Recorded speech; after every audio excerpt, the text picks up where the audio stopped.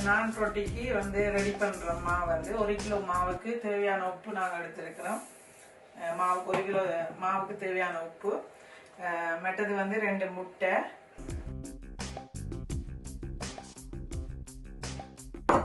அப்புறம் வந்து 2 கப் தயிர் எடுத்துக்கிறோம்.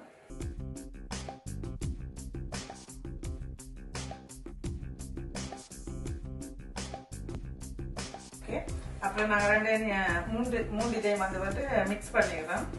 இதுக்குள்ள உங்களுக்கு தேவையான வந்து நீங்கள் வந்து பேக்கிங் பவுடர் வந்து யூஸ் பண்ணிக்கலாம், தேவையில்லைன்னா விட்டுறலாம். ஏன்னா நாங்கள் தயிர் போடுறபடியாக அது புளிப்புத்தன்மை வரும். புளிப்புத்தன்மைக்காகத்தான் நாங்கள் இந்த பேக்கிங் பவுடரை போடுறோம். ஆனால் நீங்கள் தேவைப்பட்டா போடலாம். நான் இப்போ ஒரு கொஞ்சம் போடுறேன். இப்போ நான் முட்டையோட தயிரோட சேர்த்து அந்த மாவை நல்லா மிக்ஸ் பண்ணுறேன். அந்த மிக்ஸ் பண்ணி காணாது போதான் அந்த பாலை வந்து நான் வந்து அந்த மாவுக்கு ஏற்ற மாதிரி பால் விட்டு நான் மிக்ஸ் பண்ண போறேன்.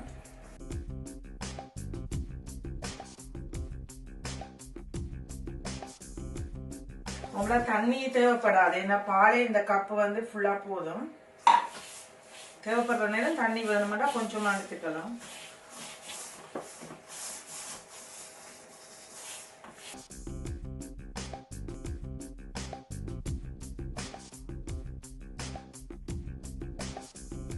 கொஞ்சம் தண்ணிக்கு போதாம இருக்குது, அதனால கொஞ்சம் தண்ணி எடுத்துக்கிறேன்.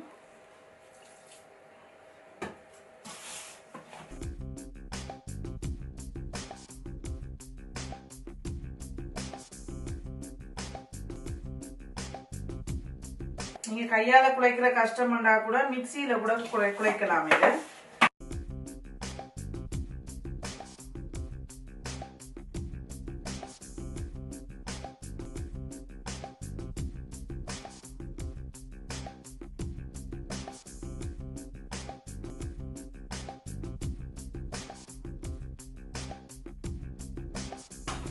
நல்லா சாஃப்டா வெறும் மட்டும் நல்ல கையால நல்ல மசாலா நல்லா குழைங்க.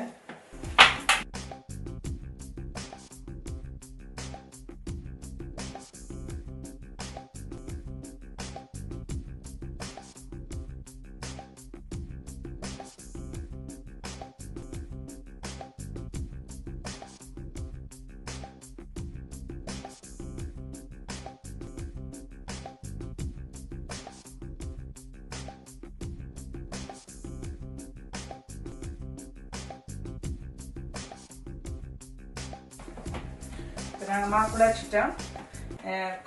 2 ஹவர்ஸில் உங்களுக்கு வந்து இந்த மாவு நல்லா சாஃப்டாக இருக்கும். மேலால் கொஞ்சம் ஆயில் விடுங்க. ஆயில் விட்டால் கொஞ்சம் நல்லா இருக்கும். ஆயில் விட்டுட்டு இதை சுற்றி நீங்கள் ஃபிலிம் அடிச்சிடுங்க.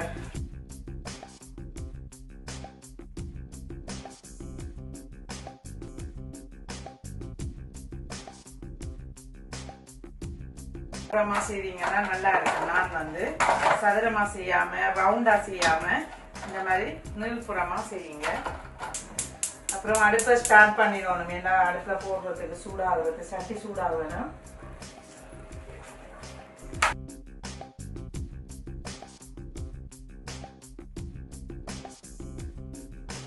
இந்த மாதிரி ஷேப்ல வரணும். இந்த நீள் ஷேப்ல வந்தா அழகா இருக்கும். நான் வந்து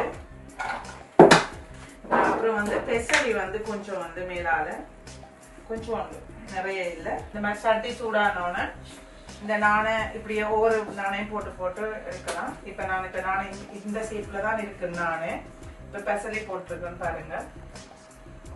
ஓகே, இப்போ சூடு பண்ண வச்சுட்டு அதுல அடுத்தது நான் ரெடி பண்ணிடுவேன்.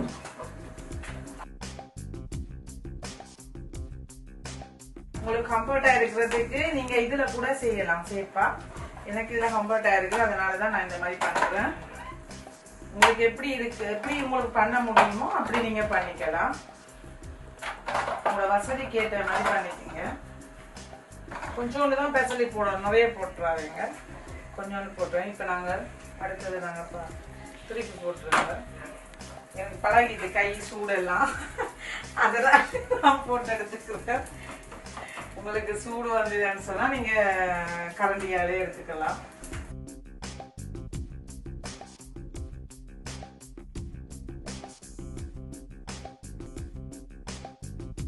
இப்போ நான் ஒரு தடவை போட்டு திருப்பிட்டேன் எல்லாம். இப்போ அடுத்த தடவை திருப்பினதுக்கு பிறகு மார்ஜரின் போடுங்க. மார்ஜரின் கேக் இருக்குல்ல, அதை வந்து நீங்கள் கொஞ்சம் எடுத்து இந்த மாதிரி அப்ளை பண்ணுங்க.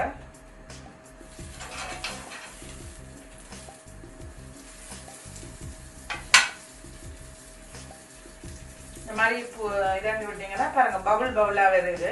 இந்த மாதிரி பவுலா வரணும். அப்பதான் வந்து நான் வந்து நல்லா மாவு செஞ்சு நல்லா இருக்கிறது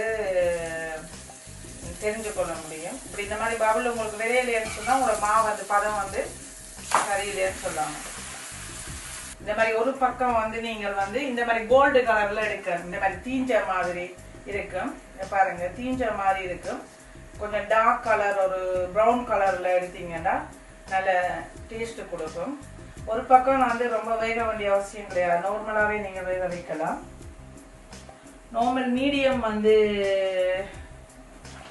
நெருப்பு வைங்க. ரொம்ப அதிகமா வச்சிடாதீங்க, அப்புறம் ரொம்ப தீஞ்சிடும் உங்களுக்கு. மற்ற பிறகு திருப்புங்க. இப்போ ஓகே, நான் ரெடி ஆயிடுச்சு உண்டு. இப்போ அடுத்து நான் போடுறேன். ஓகே, இப்படி வந்து நாங்கள் உங்களுக்கு தேவையான அளவுக்கு நான் செய்து கொள்ளலாம். இந்த மாதிரி தான் செய்துக்கிறது. இப்போ உங்களுக்கு ஷேப்புக்கு ஏற்ற மாதிரி நீங்க வெட்டி டிசைனா எந்த மாதிரி டிசைன் நீங்க வெட்ட போறீங்களோ அந்த மாதிரி இப்படி உடனே கட் பண்ணி ஒவ்வொரு ஷேப்ல நீங்க வந்து இந்த மாதிரி வச்சுக்கலாம். ஆமா, உங்களுக்கு ஏற்ற மாதிரி இந்த மாதிரி நீங்க இதான் நான். ஓகே.